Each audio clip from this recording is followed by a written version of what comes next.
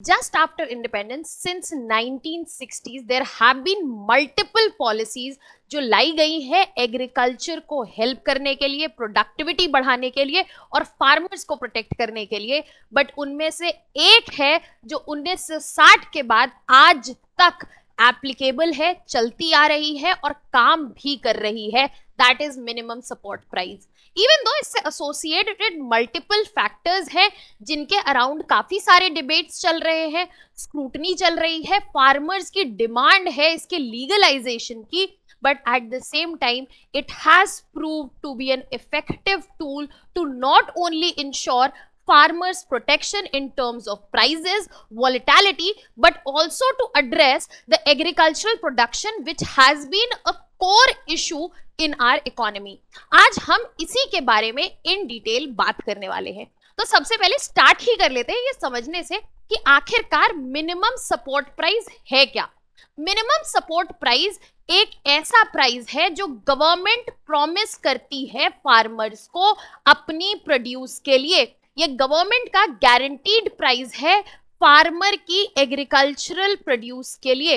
और अगर हम बात करें इसके कैलकुलेशन की तो ये यहाँ पे मल्टीपल फैक्टर्स को ध्यान में रखते हुए, चाहे वो यहाँ पे फैक्टर कॉस्ट्स हो, चाहे ये यहाँ पे लेबर हो, फैमिली लेबर हो, इन सबको इंक्लूड करके, मार्केट प्रोड्यूस को इंक्लूड करके कैलकुलेट करा जाता है. इन सभी के बारे में हम यहाँ पर आज बात करने वाले हैं.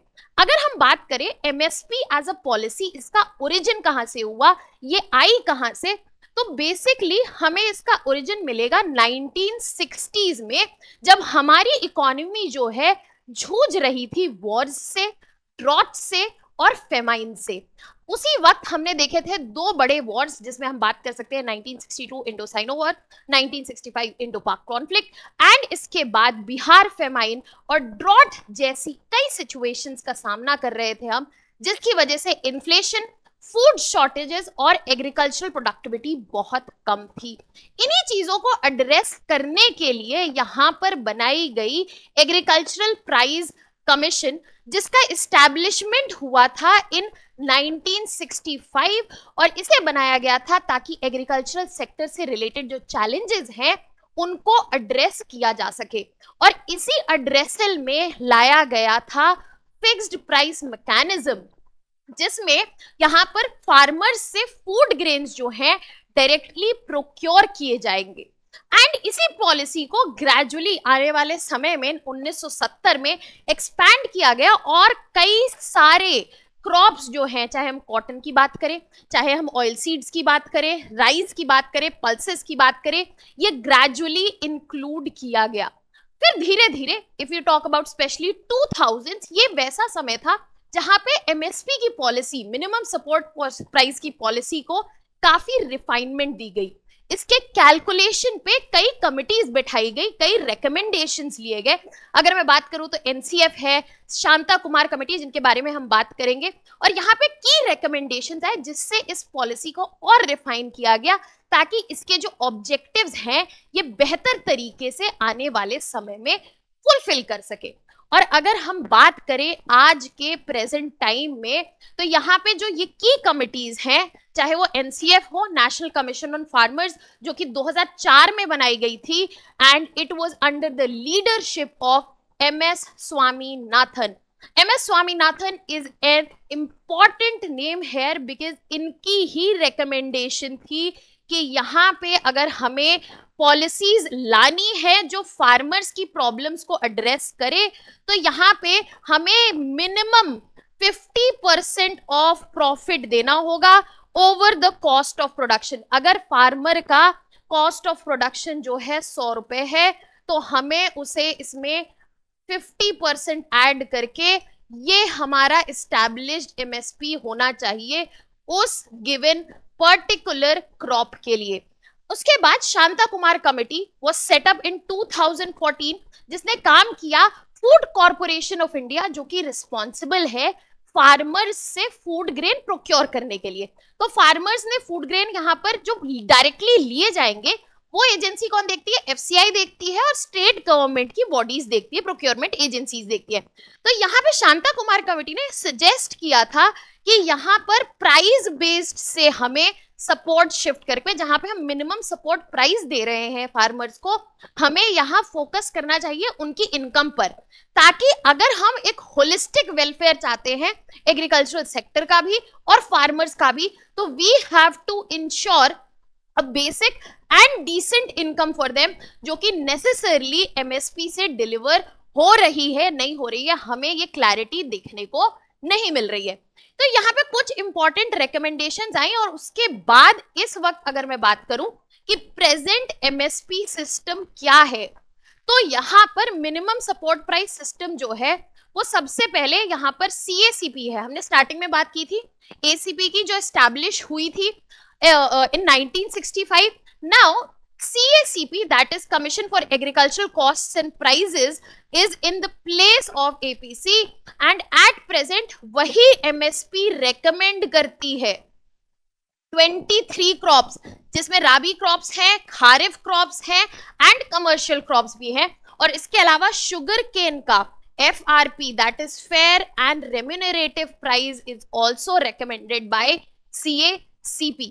आफ्टर दैट यहाँ पर जो कैलकुलेशन का मैकेनिज्म है कि एमएसपी डिसाइड तो हो रहा है, बट एमएसपी किस बेसिस पर डिसाइड हो रहा है ये समझना बहुत जरूरी है, आपके एग्जाम के पर्सपेक्टिव से काफी इंपॉर्टेंट है। तो यहाँ पर दो इंपॉर्टेंट कॉस्ट्स हैं जो आपको पता होने चाहिए।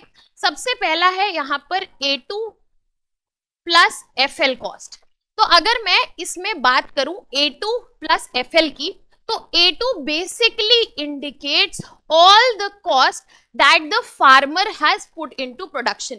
उसने सीड्स खरीदे हैं, उसने फर्टिलाइजर्स खरीदे हैं, ये जो कॉस्ट उन्होंने लगाया है ये उसका डायरेक्ट कैलकुलेशन करता है। अगर मैं FL की बात करूं तो that is calculation of the unpaid family labour, जो यहाँ पे फैमिली लेबर एम्प्लॉय होती है फार्म्स में, जिसको पे नहीं किया जाता है, उसका कॉस्ट भी यहाँ पे इम्प्यूटेड वैल्यू जो है ली जाती है। अगर आपने लेबर को पे किया है, हायर किया है, उसका कॉस्ट तो हमारा A2 में ही चला जाएगा। तो यहाँ पे A2 प्लस FL कॉस्ट जो है लिया जाता है। इसके अलावा एक और इंपॉर्टेंट कॉस्ट है C2 कॉस्ट। अगर हम C2 की बात कर रहे हैं तो C2 इम्प्यूटेड वैल्यू है उन रिसोर्सेज की जो फार्मर के अपने हैं।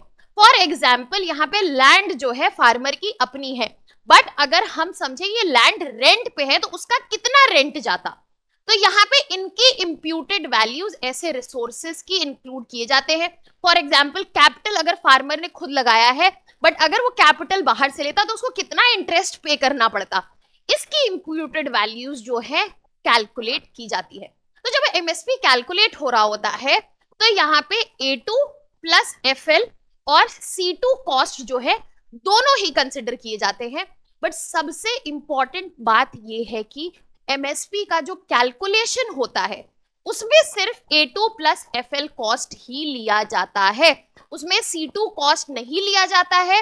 C2 कॉस्ट बेसिकली काम करता है ये समझने के लिए कि यहाँ पे कितना बेंचमार्क जो है एमएसपी का होना चाहिए। तो C2 works like an indicator, but MSP के डायरेक्ट कैलकुलेशन में उसका रोल जो है एग्जिस्ट नहीं करता, उसका कंसिडरेशन है बट एमएसपी के कैलकुलेशन में उसका कोई योगदान नहीं है डायरेक्ट कैलकुलेशन में।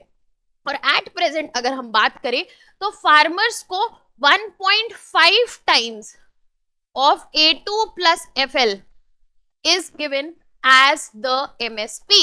अब यहाँ पर मिनिमम सपोर्ट प्राइस जो है रिसेंटली काफी स्क्रूटनी में रहा है, इस पे डिस्कशंस जो है बढ़ गए हैं और बात हो रही है इसके लीगलाइजेशन की।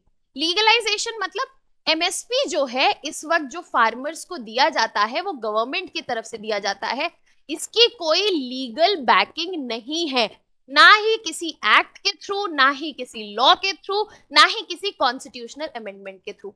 जबकि आप शुगर केन की बात करें, FRP जिसपे दिया जाता है फेयर एंड रिम्यूनरेटिव प्राइसेस, उसकी फिर भी हमारे पास लीगलाइजेशन है क्योंकि शुगर एंड शुगर केन जो है वो एसेंशियल्स कमोडिटीज एक्ट के अंतर्गत आते हैं। तो यहाँ पे अगर हम यहाँ पे डिफरेंस देखना चाहें तो एक इंपॉर्टेंट डिफरेंस ये है कि एमएसपी के पास किसी तरह का लीगलाइजेशन जो है नहीं है और फार्मर्स चाहते हैं कि उन्हें गारंटी मिले, उनको एक लीगल बैकिंग मिले ताकि वो एमएसपी मांग सके as a matter of right. So this have been the growing discussions in the present time. अभी तक हमने एक हिस्टोरिकल व्यू लिया है कि कैसे एमएसपी जो है क्रोनोलॉजिकली डेवलप किया है ओवर द इयर्स। अब आगे बढ़ते हैं और इसका क्लियर स्ट्रक्चर समझते हैं कि ये ऑपरेट कैसे करता है, इसका फुल मैकेनिज्म जो है वो कैसे एग्जिस्ट करता है। सबसे पहले हमने समझा कि यहाँ पे सीएसीपी जो है, commission of agricultural cost and prices जो है कैलकुलेट करती है और रिकमेंड करती है एमएसपी को।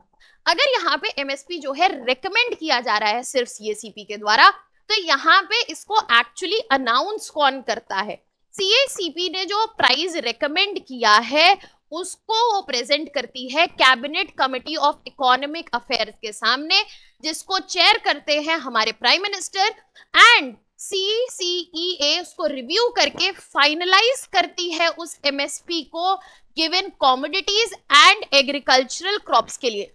जैसे ही ये अप्रूव हो जाती है, एमएसपी जो है अनाउंस हो जाता है एग्रीकल्चरल सीजन से पहले। This is another important point कि ये एग्रीकल्चरल सीजन से पहले अनाउंस हो जाता है और ये गारंटी देता है फार्मर्स को कि उनको ये मिनिमम प्राइस तो डेफिनेटली मिलेगा ही मिलेगा अपनी प्रोड्यूस के लिए। And once the agricultural season is done, the crops are harvested, then यहाँ पे फार्मर्स के पास से ये प्रोक्योर होते हैं by the procurement agency. Central agency है हमारी फूड कॉर्पोरेशन ऑफ इंडिया, और यहाँ पर स्टेट प्रोक्योरमेंट बॉडीज भी काम करती हैं इन क्रॉप्स को खरीदने का from the farmers at the pre decided MSP. और ये जो प्रोक्योरमेंट होता है, ये जो खरीद होती है क्रॉप्स की, इसका गवर्नमेंट क्या करेगी? इसका गवर्नमेंट अपना बफर स्टॉक मेंटेन करेगी, इसको गवर्नमेंट यूज करेगी अपने पब्लिक डिस्ट्रीब्यूशन सिस्टम में, और ये पूरी साइकिल जो है यहाँ पर कंप्लीट हो जाती है। Now there are multiple issues which are associated with this system, जिनके बारे में हम आगे बात करने वाले हैं। बट आगे सबसे पहले ये समझ लेते हैं कि हमें अभी स्ट्रक्चर समझ में आ गया है, हमें प्रेजेंट टाइम्स हिस्ट्री जो है क्रोनोलॉजिकल डेवलपमेंट समझ में आ गया है। अब यहाँ पे कुछ की कॉन्सेप्ट्स हैं in and around this particular topic, उनका डिस्टिंक्शन ड्रॉ कर लेते हैं। 3 प्राइजेस हैं। सबसे पहला है minimum support price. Minimum support price is the guaranteed price which is announced by the government before the agricultural season, at which the government will be procuring the food grains from the farmers. तो ये guaranteed minimum price है जो government पहले ही commit करती है कि ये minimum price जो है हम देंगे ही देंगे फार्मर को, और ये कल्टीवेशन सीजन से ही पहले अनाउंस हो जाता है फाइनेंशियल सिक्योरिटी देने के लिए। बट एक और यहाँ पे कीवर्ड की कॉन्सेप्ट है, दैट इज प्रोक्योरमेंट प्राइस। अब ये तो हमारा एग्रीकल्चरल सीजन से पहले अनाउंस हो चुका है, बट यहाँ पर अगर एग्रीकल्चरल सीजन के बाद प्राइसेस जो हैं बढ़ाए जाते हैं, रिवाइज किए जाते हैं, मिनिमम प्राइस है इससे नीचे तो नहीं जाएगा, बट अगर चेंज होते हैं तो एक्चुअल प्राइस जिसपे गवर्नमेंट खरीदेगी, गवर्नमेंट एजेंसीज एग्रीकल्चरल प्रोड्यूस खरीदे जाएंगे, वो कहा जाता है प्रोक्योरमेंट प्राइस। ये एमएसपी के बराबर भी हो सकता है और ये एमएसपी से ज्यादा भी हो सकता है। और लास्ट कॉन्सेप्ट है हमारा इशू प्राइस। ये वो प्राइस है जिसपे गवर्नमेंट जो है, जो इन्होंने फूड ग्रेन प्रोक्योर किया है, लिया है फार्मर्स से, ये वो प्राइस है जिसे गवर्नमेंट ये देती है स्टेट गवर्नमेंट को या फिर पब्लिक डिस्ट्रीब्यूशन सिस्टम से, usually lower than procurement price इसको बेचती है। तो यहाँ पर ये तीनों प्राइस का जो डिस्टिंक्शन है वो बहुत इंपॉर्टेंट है, so that you have a clarity of the keywords and the concepts which are associated with them. Now that we have understood MSP in detail, let us get into the depth कि आखिर इसका purpose क्या है, ये लाया क्यों गया है, and why it has sustained as a effective policy for the addressal of the issues in the agricultural sector. And ये इतना इफेक्टिव है कि फार्मर्स जो है इसके लीगलाइजेशन की बात कर रहे हैं, वो चाहते हैं कि they can demand it as a matter of right. सबसे पहला, it ensures farmer protection. MSP जो है एक फाइनेंशियल सेफ्टी नेट दे देता है फार्मर को एग्रीकल्चरल सीजन से पहले ही, कि यहाँ पे जो मेरा प्रोड्यूस है वो इस गिवन मिनिमम प्राइस पर निकल ही जाएगा, खरीदा ही जाएगा गवर्नमेंट के द्वारा, और उसके जो प्रोडक्शन कॉस्ट है वो डेफिनेटली कवर हो जाएंगे, तो वो किसी तरह के लॉस में नहीं रहेगा। साथ ही साथ अगर मार्केट में किसी तरह की फ्लक्चुएशन हमें देखने को मिलती है, वॉलेटिलिटी देखने को मिलती है, तो फार्मर्स उससे भी प्रोटेक्ट होते हैं। और यहाँ पे कॉम्प्रिहेंसिव कॉस्ट कवरेज जो है, जितना फार्मर्स का कॉस्ट लगा है उसका एक कवरेज जो है इंश्योर हो जाता है। इसके अलावा food security, if you look from the perspective of nation, this whole structure of MSP facilitates कि यहाँ पे नेशनल फूड जो है वो अवेलेबल रहे by incentivising cultivation of essential crop. MSP जो है इस वक्त 23 क्रॉप्स के लिए निकाली जाती है प्लस शुगरकेन, जिसके लिए एफआरपी है। ये वो एसेंशियल क्रॉप्स है जो नेशनल इकोनॉमी के पर्सपेक्टिव से, फूड सिक्योरिटी के पर्सपेक्टिव से इंपॉर्टेंट है। और यहाँ पे ये हमें फैसिलिटेट करते हैं in the maintenance of buffer stock and assuring national food security। ये डायरेक्टली कंट्रीब्यूट करता है हमारी नेशनल फूड सिक्योरिटी के लिए, हमारे पीडीएस सिस्टम को, पब्लिक डिस्ट्रीब्यूशन सिस्टम को फैसिलिटेट करता है, हमारे बफर स्टॉक्स को फैसिलिटेट करता है। अगर ये पूरी साइकिल एग्जिस्ट नहीं करती, ये जो इकोसिस्टम बना है, तो यहाँ पे गवर्नमेंट के लिए कोई इंसेंटिव नहीं रह जाता फार्मर से ये प्रोड्यूस खरीदने का। Now the government also has an incentive, a whole structure where the procured grains can be effectively utilized। इसके अलावा अगर हम बात करें तो एक और इम्पॉर्टेंट पॉइंट जो है वो एग्रीकल्चरल सस्टेनेबिलिटी का है। एमएसपी जो है, जो कि इस वक्त 23 क्रॉप्स के लिए दिया जाता है, वो डायरेक्टली प्रमोट करता है क्रॉप डाइवर्सिफिकेशन को। यहाँ पर अगर फार्मर्स कल्टिवेट करते हैं beyond food crops, oil seeds, pulses, तो यहाँ पर उनको उसके लिए भी यहाँ पर फैसिलिटेशन है, उनको यहाँ पे गारंटी मिनिमम सपोर्ट है, जिससे हमारा एक बैलेंस्ड एग्रीकल्चरल इकोसिस्टम जो है प्रॉपरली मेंटेन्ड रहेगा। This also gives us an idea कि how MSP has been effective. It is serving all the stakeholders, it is helpful for farmers, it is helpful for the government, it is effective for the sector it is being made for, it facilitates diversification, it facilitates that there are no losses, the costs are covered, and that is the insurance that is needed। but the question is, क्या MSP ये सब address कर पा रहा है? Now you can put it down, this is the question I leave for the next part of this video। Please put it down in the comment section. Do you think कि जो हम MSP की बात कर रहे हैं, MSP के objectives की बात कर रहे हैं, क्या वो एमएसपी फुलफिल कर पा रहा है? और अगर नहीं कर पा रहा है तो आखिर इसके पीछे रीजन क्या है? I will see you in the next session of this same particular class। That was all from my side। Thank you so much।